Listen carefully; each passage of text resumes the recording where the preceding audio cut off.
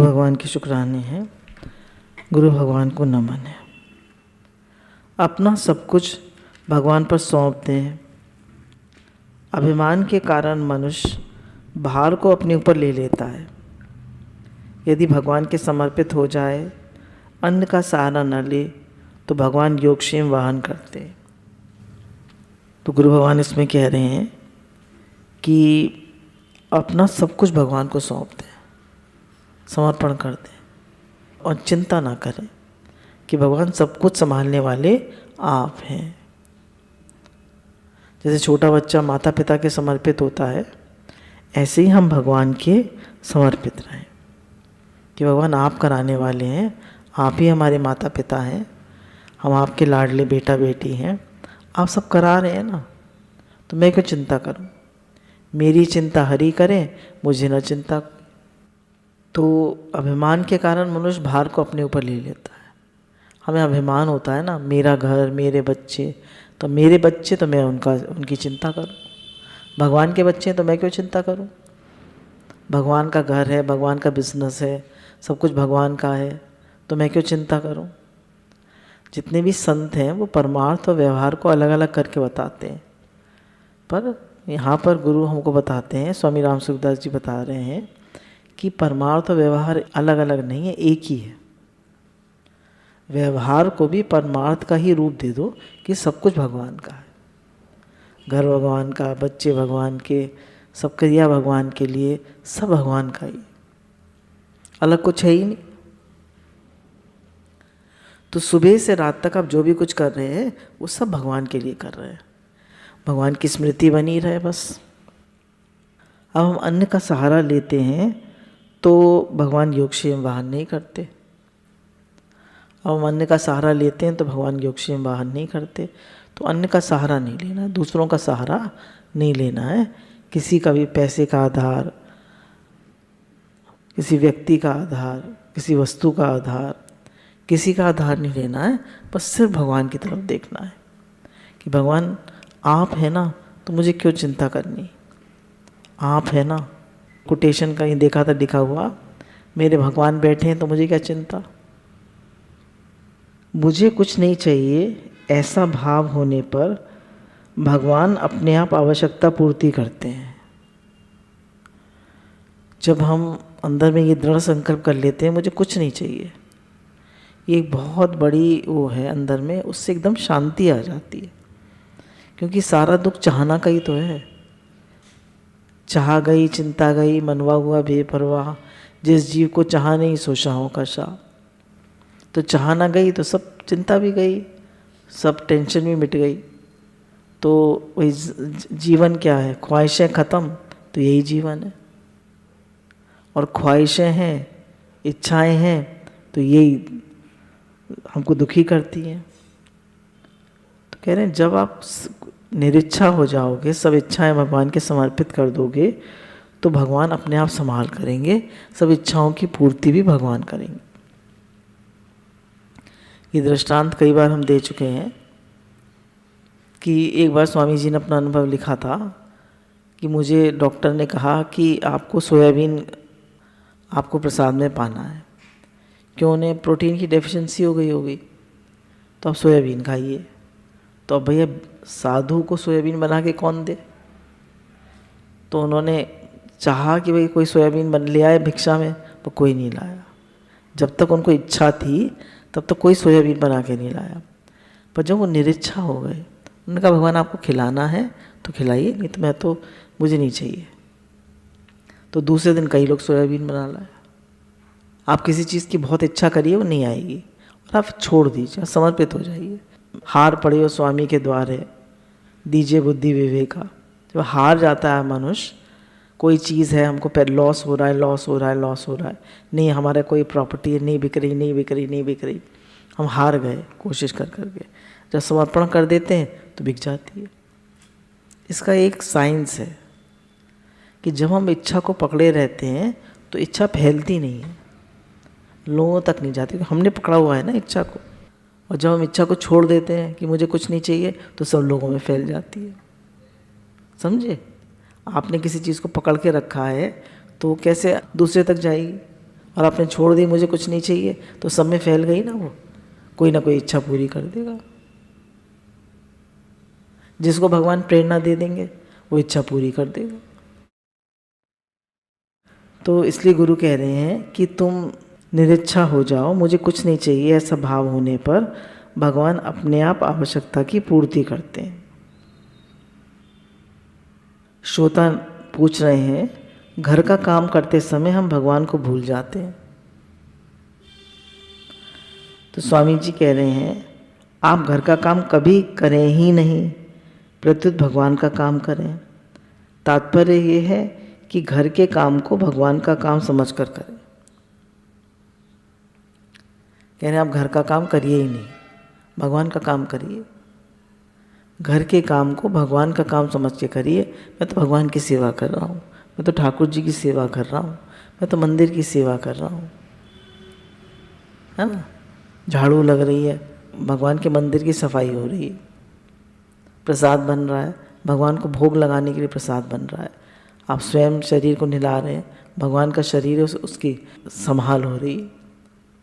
हर चीज़ को भगवान से जोड़ दीजिए, हर क्रिया भगवान के लिए होने दीजिए। आप जन्मने वाले शरीर बनेंगे तो मरने वाले भी बनना पड़ेगा। आप जन्मने मरने वाले नहीं हो, न जयते म्रियते वे कदाचित।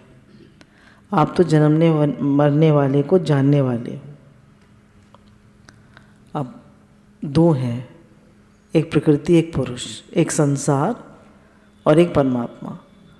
तो शरीर और संसार तो एक है, और परमात्मा और आत्मा एक है।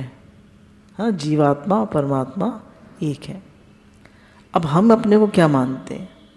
हम अपने को शरीर मानते हैं। ये सबसे बड़ी भूल है, क्योंकि शरीर तो देखिए बराबर बदल रहा है, नित्य वियोग हो रहा है शरीर का, नित्य। हमसे नित्य शरीर छूट रहा है, नहीं में जा रहा है।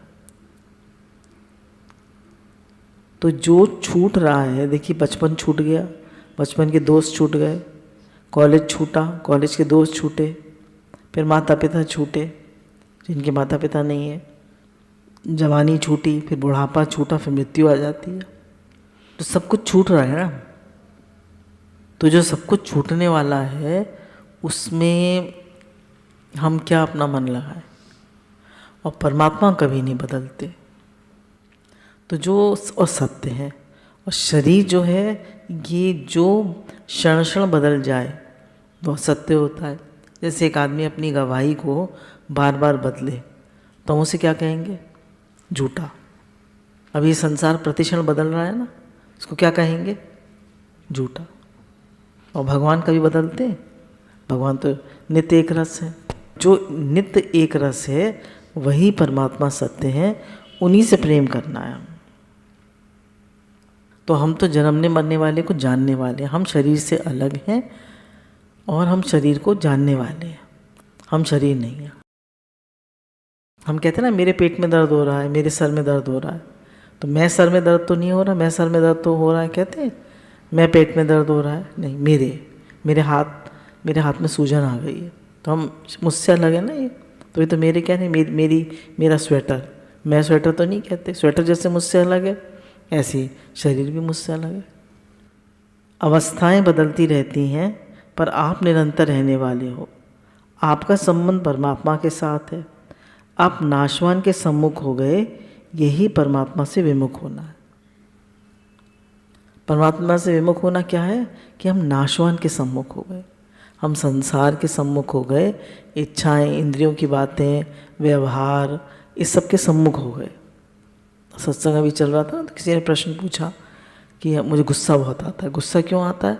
हमारी दृष्टि पूरे टाइम व्यवहार पे रहती। वो क्या कर रहा है, वो क्या कर रहा है, उसने क्या किया, उसने क्या किया, ऐसे क्यों हो रहा है, वैसे क्यों हो रहा है। हमारी दृष्टि पूरे टाइम व्यवहार पे रहती है। व्यवहार पर दृष्टि रहती है तो हम दुखी सुखी होते हैं, हमारे मन की नहीं होती। व्यवहार में तो कभी मन की नहीं होगी, फिर हमें गुस्सा आएगा। तो हमारा संबंध जो है वो परमात्मा के साथ है, नाशवान के साथ नहीं है। नाशवान के साथ संबंध मानेंगे तो परमात्मा का अनुभव नहीं होगा, परमात्मा से विमुख हो जाएंगे। तो नाशवान क्या है? ये संसार, ये शरीर, इंद्रियों से दिखने वाली चीज़ें, शब्द स्पर्श रूप रस गंध, ये सब नाशवान मतलब चेंजेबल है सब। पर व्यवहार में कितना कुछ होता रहता है, कभी कुछ कभी कुछ कभी कुछ। आज ही स्वीकार कर लो मैं भगवान का हूँ, मैं संसार का नहीं हूँ। तो ये हमें स्वीकार करना पड़ेगा, मैं भगवान का हूँ, संसार का नहीं हूँ। देखिए, अब हमने अपने को संसार का माना था, शरीर ही माना था अपने को, अभी तक भगवान को तो अपना माना नहीं था। तो अब गुरु हमको कह रहे हैं कि तुम भगवान के हो, भगवान तुम्हारे हैं, तुम शरीर संसार के नहीं हो। तो मैं भगवान का हूँ, भगवान मेरे हैं, इसके साथ मैं शरीर संसार का नहीं हूँ, ये भी पक्का करना पड़ेगा। अगर ये पक्का नहीं करेंगे तो अभी हमारी बात अधूरी रह जाएगी। नाशवान और अविनाशी का विभाग ही अलग है। मैं शरीर हूँ, ये डोरी नहीं खोलोगे तो भले ही भजन ध्यान करते रहो, रात भर नाव चलाते रहो, वहीं की वहीं रहोगे। जैसे 4 अफीमची थे, उनको वृंदावन से मथुरा जाना था। अब रात भर उन्होंने नाव चलाई, पर सुबह देखा, पूछा मथुरा आ गया? तो बोले नहीं, ये तो वृंदावन ही है। क्योंकि अफीम पिए हुए थे, भांग पिए हुए थे, तो चलाते रहे, पहुँचे ही नहीं। किसी ने पूछा भाई क्यों नहीं पहुँचे? रात भर हमने चप्पू चलाया। तो कहा तुम्हारी डोरी तो बंधी हुई है, कैसे पहुँचोगे? तो कह रहे कितना भी भजन ध्यान करो, पर तुम संसार को सत्य मान रहे हो और अपने को शरीर मान रहे हो, तो उन्नति नहीं होगी। तुम्हारे अपने भी शरीर पे और कर्म स्वभाव पे दृष्टि रहेगी, और दूसरों के भी, और तुम दुखी सुखी होते ही रहो। ना अपने को शरीर मानो, ना दूसरों को शरीर मानो, सब भगवान की लीला चल रही है। ये सब जब हो रहा है, सब क्या है? सब भगवान की लीला चल रही है, खेल चल रहा है, नाटक है। इसको सच करके नहीं मानना है, इसमें सत्यत बुद्धि नहीं करनी है। इसको खेल समझ के, नाटक समझ के, लीला समझ के, सेवा समझ के सेवा कर देना है, और अपनापन नहीं करना है। जैसा कर्ता होता है वैसे ही कर्म होता है। कर्ता निष्काम होता है तो कर्म नहीं। मनुष्य कर्मों को सुधार करना चाहता है, पर कर्ता सुधरेगा तो कर्म स्वतः सुधार जाएंगे। जैसा कर्ता होता है वैसे ही कर्म होते हैं। अगर हम सकामी हैं तो हम निष्काम कर्म कर पाएंगे? हमने कंबल बांटे पार्क में, लोगों ने कहा कि माता जी कुछ बांट नहीं रही, अब हर साल कंबल बांटती हैं, कुछ ना कुछ दिवाली पे बांटती, कुछ बांट नहीं रही। तो हमने कहा कोई शुक्राना तो मानता नहीं है, हम तो नहीं बांटते। अब कर्ता कैसा हो गया? सकामी। अगर सकामी होंगे तो निष्काम कर्म होंगे। हमने बहुत अच्छी भंडारा लगाया, बहुत बढ़िया प्रसाद बनवाया, बड़े प्रेम से, किसी ने तारीफ़ ही नहीं करी, हमारा मूड ऑफ हो गया। 4-6 लोग तारीफ़ करके जाते तो हमें अच्छा लगता। तो कह रहे हैं कि अगर कर्ता जो है वो निष्काम होगा तभी कर्म निष्काम होगा। तो हम कर्म को तो सुधारना चाहते हैं कि भाई तुम निष्काम कर्म करो, निष्काम कर्म करो, पर गुरु कहते हैं तुम निष्कामी बनो। निष्कामी बनोगे तो तुमसे निष्काम कर्म स्वतः होगा। मैं भोगी हूँ, मैं कामी हूँ, मैं क्रोधी हूँ, ये कर्ता की अशुद्धि है। मुझे क्रोध बहुत आता है, मैंने ऐसा किया, मैंने वैसा किया, मैंने सुख भोगा, मैं बड़ा दुखी हूँ, सुखी हूँ, मेरे मन में बहुत सारी इच्छाएं हैं। बोले ये सब कर्ता की अशुद्धि है। यदि कर्ता ये बात रहे कि मैं सत्संगी हूँ, मैं भक्त हूँ आदि, तो उसके द्वारा वैसा ही कर्म होने लगेगा। अगर हमारे मन में ये भावना आ जाए कि मैं तो सत्संगी हूँ, मैं तो साधक हूँ, मैं तो भगवान का हूँ, भगवान मेरे हैं, तो अब क्रिया कैसे होगी? तो हमता को बदलने की, कर्ता को बदलने की बहुत ज़रूरत है। तो हम अपने को क्या मानते हैं? सत्संगी, साधक, मैं भगवान का हूँ, भगवान मेरे हैं। बोले भले ही आपकी स्थिति नहीं हुई, पर कहें तो, बात के द्वारा बात को तो माने, समझें तो बात को। उसे एक्सेप्ट तो करें। मैं संसार का हूँ, इस बात को बिल्कुल छोड़ दें। मैं अंदर में ये बात दृढ़ धारणा बना लें, मैं तो केवल भगवान का हूँ, मैं तो भगवान का ही हूँ, मैं संसार का नहीं हूँ। यदि अहमता बदल जाए तो क्रियाएं स्वतः बदल जाएंगी। आपकी अहमता में जो भाव है वह भाव शरीर है। अहमता बदल जाएगी तो क्रियाएं भी बदल जाएंगी। अगर हम अपने को भगवान का मानेंगे, मैं भगवान का हूँ, भगवान मेरे हैं, ऐसा मानेंगे तो क्रियाएं भी बदल जाएंगी। सब क्रियाएं भगवान के लिए हो। और अगर हम अपने को ये मानेंगे कि मैं इस घर का हूँ, बड़ा हूँ, मैं इस घर को चलाने वाला हूँ, मेरा घर है, तो क्रियाएं वैसी होंगी। तो कह रहे हैं अहमता को बदलना है, और आपकी अहमता में जो भाव है वह भाव शरीर है। कहते हैं ना भाव शरीर, भाव शरीर से भजन होता है। एक बार कोई पूछ रहा था, भाई भाव शरीर क्या होता है? तो उन्होंने कहा भजन जो है भाव शरीर से होता है। हमने अहमता बदल ली कि मैं भगवान का हूँ, भगवान मेरे हैं, हमको ये दृढ़ हो गई धारणा। अब जो भजन होगा वो कैसे होगा? भगवान के लिए होगा। बिगड़ी जन्म अनेक की, सुधरे आज अभी, होके राम का नाम जप, तजी इसको समाज। भगवान का होके भगवान का नाम का जप करें, और कुसमाज, कुसमाज क्या? ये जो हमने अपने को संसार का मान लिया है और अपने को शरीर मान लिया है, यही कुसमाज है। इसका त्याग करें। जैसा हमारा भाव, स्वभाव, स्वरूप है, वैसी हमारी निष्ठा है। मनुष्य की जैसी अहमता होगी वह वैसा ही हो जाएगा। अगर साधन करना चाहते हो तो भीतर का भाव बदल दो। मैंपन को बदलने में मनुष्य स्वतंत्र है, पर क्रिया को बदलने में स्वतंत्र नहीं है। हम कितनी बार सोचते हैं मैं गुस्सा नहीं करूँगा, मैं गलत भाव नहीं रखूँगा, मैं दुखी नहीं होऊंगा, मैं चिंता नहीं करूँगा, और फिर चीज़ें हो जाती हैं। क्यों हो जाती? इसलिए हो जाती हैं क्योंकि हमने अपनी अहमता को नहीं बदला है। अभी भी हमारे बुद्धि में ये बैठा हुआ है मैं संसार का हूँ, और संसार सत्य है। तो जब हमें अंदर से ये बैठ जाएगा कि मैं तो भगवान का हूँ, संसार में तो लीला चल रही है कर्म अनुसार, अच्छा हो रहा है तो भी बढ़िया, थोड़ा कम अच्छा हो रहा है तो भी बढ़िया, सब खेल चल रहा। और फिर गुरु कहते हैं लीला में, खेल में, करने में सावधान, होने में प्रसन्न। जो भी क्रिया हो रही है उसमें सावधानी पूर्वक करें। ऐसे नहीं लीला चल रही कैसे भी चलो, करने में सावधान, फिर जो उसका रिजल्ट निकले उसमें प्रसन्न रहो। भक्ति बहुत सुगम एवं शीघ्र सिद्धिदायक है। ज्ञान में इष्टदेव ब्रह्म है, भक्ति में वासुदेव सर्वम, सब कुछ भगवान ही है। कि सिद्धि में खास बाधा है, किसी को बुरा न मान। मैं भगवान का हूँ, भगवान मेरे हैं, इस बात की सिद्धि चाहते हैं। वासुदेव सर्वम है ही भगवान, इस बात को पक्का करना चाहते हैं। तो कह रहे हैं सबसे बड़ी बाधा क्या है? दूसरों को बुरा मानना। हम देख पाते हैं सब में भगवान? कौन देख पाता है बताओ? क्यों नहीं देख पाते? प्रश्न का जवाब है ना, क्यों नहीं देख पाते? तो कह रहे हैं उसका जवाब है कि किसी को बुरा न मानना। कोई बुरा नहीं है भले मन के वास्ते। किसी भी प्राणी को बुरा मानना और उसकी बुराई करना, देखना, सुनना एवं बोलना, ये खास बात है।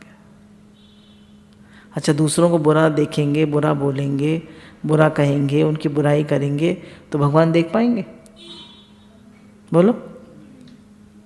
बहू ऐसी है, बहू ऐसी है, और बहू का सास ऐसी है, सास ऐसी है, अब भगवान देख पाएंगे? नहीं देख पाएंगे।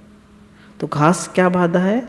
बुरा देखना, बुरा बोलना और बुरा मानना, ये खास बाधा है। ये नियम ले लो कि किसी को भी बुरा नहीं समझेंगे तो आप बुराई से रहित हो जाओ। तो ये हमें नियम ले लेना है कि हम किसी को बुरा नहीं समझेंगे, है ही भगवान, अब बुराई मन में आ जाती है, दिख जाती है, खराब लग जाता है मन को, तो मन को वहाँ से हटाना पड़ेगा कि भाई सब अपने अपने स्वभाव प्रकृति से चल रहे हैं, तुम्हारा हट और रोक क्या करेगा। पर है ही भगवान। कारण है कि जो बुराई दिखती है वह आगंतुक है और स्वरूप से कोई बुरा नहीं है। फिर कोई क्रोध कर रहा है ना, तो क्रोध तो आने जाने वाला है, पर स्वरूप तो कैसा है, शुद्ध बुद्ध निर्विकारी है। ईश्वरंच जीव विनाशी, चेतन अमल, सहज सुख राशि, उसमें मल नहीं है, सुख स्वरूप है, सहज सुख स्वरूप, अमल मल नहीं है। तुम्हारा स्वरूप तो सुख स्वरूप है। मुंह पर साबुन लगाने से चेहरा खराब दिखता है, पर वास्तव में वैसा चेहरा है क्या? अतः वास्तव में भीतर से कोई बुरा नहीं है। दूसरी बात, कोई बुराई दिखे तो ऐसा समझें कि भगवान कलयुगी लीला कर रहे हैं। वे वैसा अवतार लेते हैं, वैसे ही लीला करते हैं। तो भगवान कोई बुराई करता हुआ, गलत काम करता हुआ दिखे, कोई चोरी ठगी बेईमानी कर रहा है, तो हम कैसे भगवान देखें? बोले भगवान कलयुगी लीला कर रहे हैं। अब भगवान ने वराह अवतार लिया तो स्वर्ग की सी तो लीला करेंगे। कछुए का अवतार लिया, कच्छप अवतार, तो वैसी लीला करेंगे। नरसिंह अवतार लिया तो कितना क्रोध किया, वैसी लीला करेंगे। तो कोई ज़्यादा क्रोध करता हुआ दिखे तो कह दिए नरसिंह अवतार है। अपने सुख दुख का कारण दूसरों को मानना ही बाधा है। सुख या दुख को देने वाला दूसरा कोई नहीं है। कहने सुख दुख हमें दूसरा देता है, यही बाधा है। ये उसका है रामायण का, को काहू को नाही, सुख दुख को दाता, निज कर्म फल भोगई सब भ्राता। सब अपने कर्म का फल भोग रहे हैं, कोई किसी को दुख नहीं देता है। जब निषाद राज जो है, बहुत दुख होता है उसको कि राम जी को वनवास क्यों मिला, ऐसे उन्हें जंगल में जाने क्यों कहा। तो राम जी या लक्ष्मण जी बताते हैं निषाद राज को कि जब मैं परशुराम अवतार में था तो मैंने अपनी माता का गला काट दिया था पिताजी के कहने से, तो इसीलिए मुझे ये फल मिला है। देखिए भगवान ने छिपके उसको मारा, बाली को, तो उन्हें बहेलिया का तीर लगा। तो भगवान को भी अपने कर्म का फल भोगना पड़ता है, तो हम कैसे बच सकते हैं? तो को काहू को नाही सुख दुख को दाता, कोई किसी को सुख दुख दे ही नहीं सकता। ये सब हमारे ही कर्मों का फल है। और सुख दुख जो है वो तो परिस्थिति में आते हैं, पर दुखी सुखी होना हमारे हाथ की बात है। अगर हम दुखी सुखी ना हो तो कौन हमें दुखी सुखी कर सकता है? कर सकता है कोई दुखी सुखी? कोई नहीं कर सकता। मत हो दुखी, खुश रहो। तो गुरु यही कहते हैं कि दुख सुख में सुखी दुखी होना अज्ञान है। क्यों? ये तो परिस्थिति, ये तो आएंगे ही जाएंगे। जीवन का ही नाम है सुख और दुख, कभी सुख है कभी दुख है, यही जीवन है। तो एक के बाद दूसरा, दूसरे के बाद तीसरा आता ही रहता है। हम चाहते हैं सुख बना रहे, पर कभी हम दुख चाहते हैं, पर दुख भी आता है। तो दुख आता है तो सुख भी आएगा अपने आप। तो हम सुख क्यों मांगते हैं? दुख मांगता है कोई, पर दुख आता है? आता है। तो सुख क्यों मांगते हैं? हम न मांगे। सुख दुख ये तो हमारे कर्मों का फल है, आएगा और जाएगा, पर उसमें सुखी दुखी हमें नहीं होना है। जो सुख को चाहे तू सदा, शरण राम की ले। अगर हम सुख को सदा चाहते हैं तो भगवान की शरण ले। भगवान की कृपा से जो आ रहा है, भगवान का हर विधान मंगल में, बहुत बढ़िया है। हमें दुख लगता है दो बातों से, इच्छा से और अहंकार से। हमें कोई इच्छा नहीं है और कोई अहंकार नहीं है ना। मेरे मन की हो, इसी में सारे दुख समाए। मेरे मन की हो तो अच्छा, और मेरे मन की ना हो तो और भी अच्छा, खुश रहो। तो expectations reduce joy in life. आप एक्सपेक्ट करोगे तो दुखी होगे, और एक्सपेक्ट ही नहीं करोगे, सब बढ़िया है, सब मंगल है, सब बढ़िया है, सब भगवान करा रहे हैं, जो आ जाए परिस्थिति। कहना आसान है, पर हम सुनेंगे तब तो थोड़ा हमारा मन हिलेगा। मनुष्य वर्तमान के कर्मों से बंधता है, पूर्व के कर्मों से नहीं। पूर्व के कर्मों के अनुसार तो परिस्थिति आती है। परिस्थिति दुख नहीं देती, प्रत्युत अनुकूलता की इच्छा ही दुख देती। करने में सावधान, होने में प्रसन्न। तो इस समय वर्तमान में हम सावधान रहें, कोई हमसे ऐसी बात ना हो जिससे दूसरे को दुख मिले। अपने को बार बार संभालना पड़ता है, बार बार विचार करना पड़ता है, बार बार सहनशील होना पड़ता है। मन तो अहंकारी है ना, ईगोइस्टिक है माइंड तो झट वो बोलना चाहता है, पर नहीं। वचन संभाल बोलिए, वचन के हाथ ना पाओ। एक वचन औषधि करे, एक करे है घाव। तो हमें बुरी तरह नहीं बोलना है किसी से, किसी को हर्ट नहीं करना है। और ये बात भी बहुत अच्छी लगती है गुरु की कि हम सबको अच्छा समझें, बहुत अच्छी बात है, पर किसी को भी बुरा ना समझें, ये सबसे ऊंची बात है ना। किसी को भी बुरा ना समझें। तो जब हम किसी को भी बुरा नहीं समझते, कोई बुरा है ही नहीं, सब भले हैं, सब कोई बुरा है ही नहीं, तो हम सिद्ध हो जाते हैं। अब देखिए, अच्छा समझते हैं, अच्छा थोड़ी देर समझते हैं और फिर बुरा समझने लगते हैं, फिर हमारा मन खराब हो जाता है। नहीं, पर किसी को बुरा समझे ही नहीं तो फिर क्या रह गया? अच्छा ही अच्छा रह गया। तो ये निषेधात्मक साधन है कि किसी को बुरा समझना ही नहीं है। तो गुरु भगवान इसमें बता रहे हैं कि सुख दुख आएंगे और जाएंगे, तुम्हें सुखी दुखी नहीं होना है। सांसारिक प्रतिकूलता पारमार्थिक मार्ग में बाधक नहीं है, प्रत्युत साधक है। वास्तव में न बाधक है न साधक, प्रत्युत भजन में सभी स्वतंत्र हैं। परंतु मनुष्य अनुकूलता में ना तो भजन करता है न पुण्य करता है। अनुकूलता की इच्छा मिटा दो और प्रतिकूलता का भय मिटा दो। इनकी परवाह मत करो। अनुकूलता का भोग करोगे तो प्रतिकूलता आएगी ही। अब अनुकूलता और प्रतिकूलता पारमार्थिक मार्ग में न साधक है न बाधक है। भजन में सब स्वतंत्र है, कैसी भी स्थिति हो सब भजन कर सकते हैं। ठीक है, कर सकते हैं, नहीं है ना। कैसी भी स्थिति हो, हे नाथ तो कर ही सकते हैं। बड़ा मंत्र ना निकले फिर भी हे नाथ कर सकते हैं। पर हम करते क्या हैं? अनुकूलता में भजन नहीं करते और पुण्य भी नहीं करते।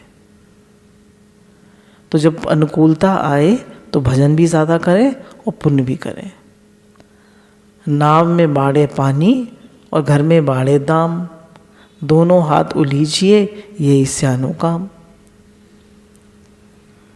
तो नाव में पानी बढ़ जाए और घर में दाम, मतलब सब अनुकूलता आ जाए, दोनों हाथ उलीझिए यही स्यानो काम।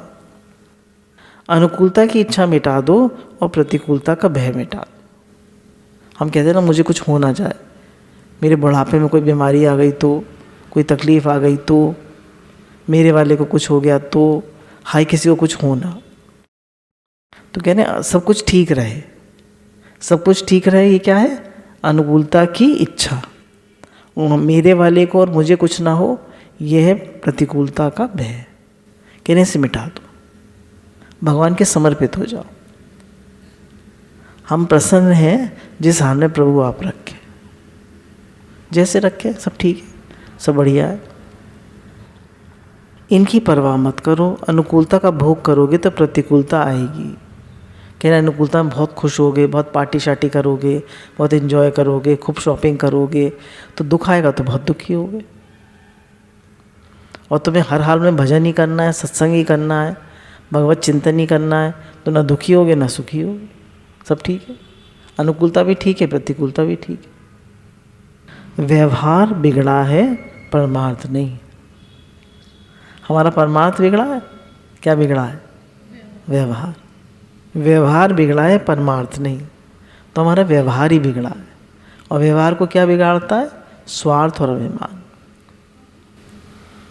जब भी हमारे मन में इच्छा आ जाती है दूसरे से कि मुझे सुख दे, मेरे कहने में चले, मेरी बात माने, मेरी बात फौरन मानो, तो इच्छा आ जाती है, तो व्यवहार बिगड़ता है।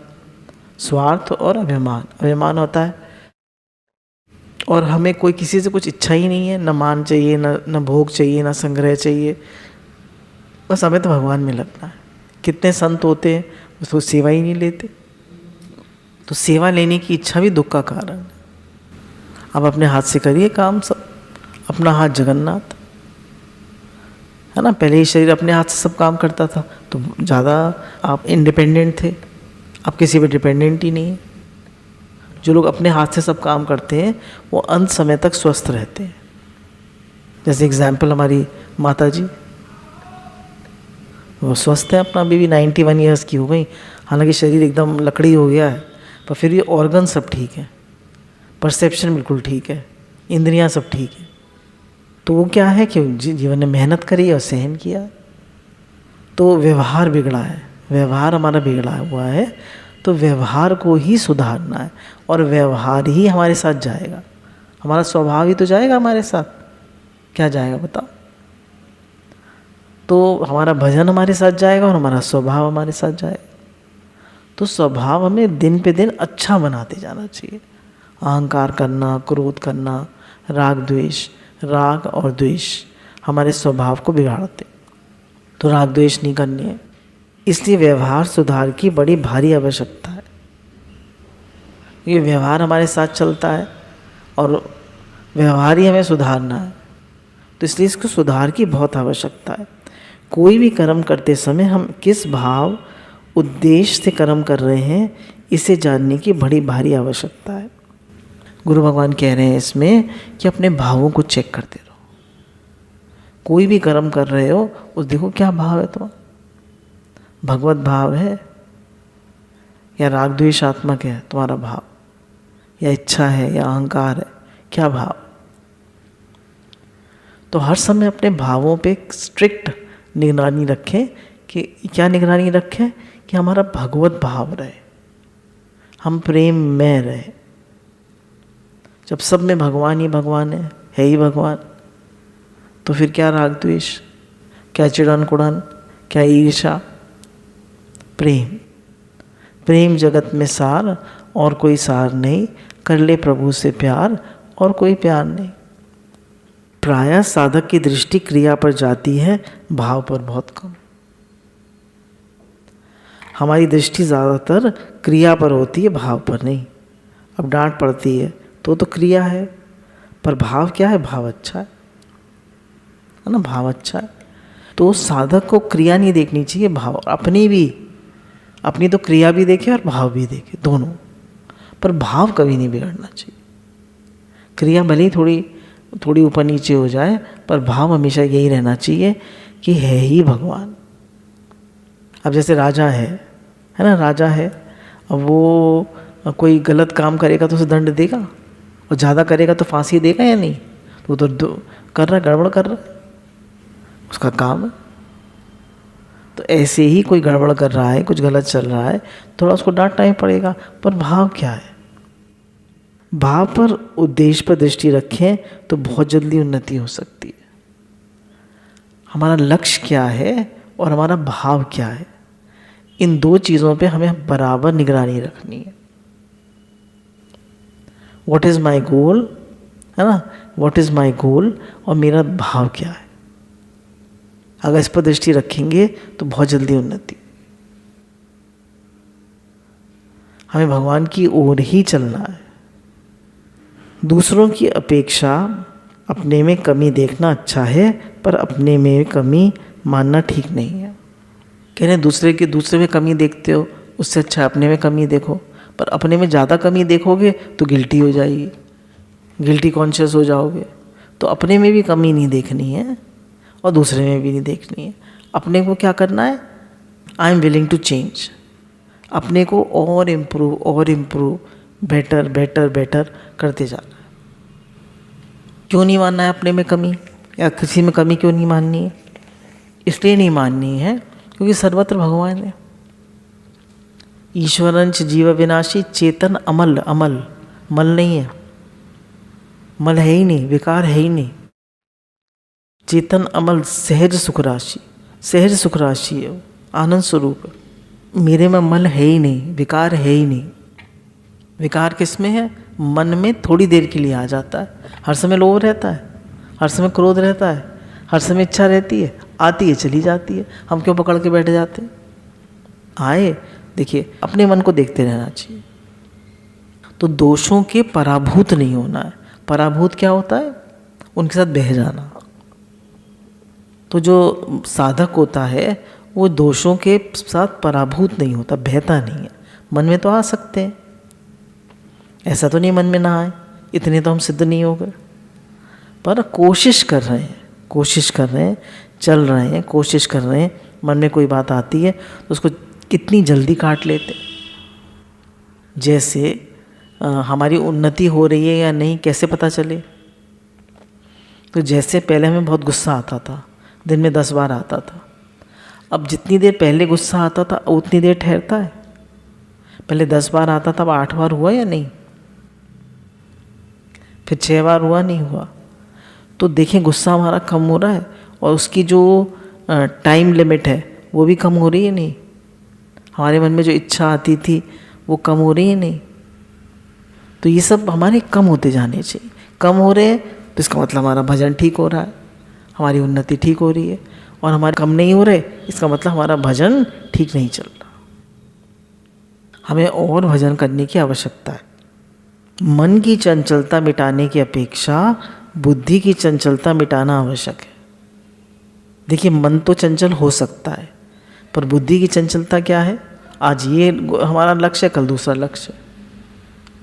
अब हमने लक्ष्य मान लिया कि मुझे तो भगवान की ओर ही चलना है, मुझे संसार नहीं चाहिए, मुझे भगवान ही चाहिए। अब भगवान जैसे भी रखें, पर ये तो बुद्धि की हो गई स्थिरता। भगवान ने गीता में भी कहा है, बुद्धि योग ददामी। हे अर्जुन, मतलब मैं तुझे बुद्धि योग देता हूँ। और मन तो चंचल है ही, पर बुद्धि चंचल नहीं है। और भगवान ने कहा व्यवसायआत्मिका बुद्धि। गीता में क्या कहा? व्यवसायआत्मिका बुद्धि, मतलब निश्चय आत्मिका बुद्धि।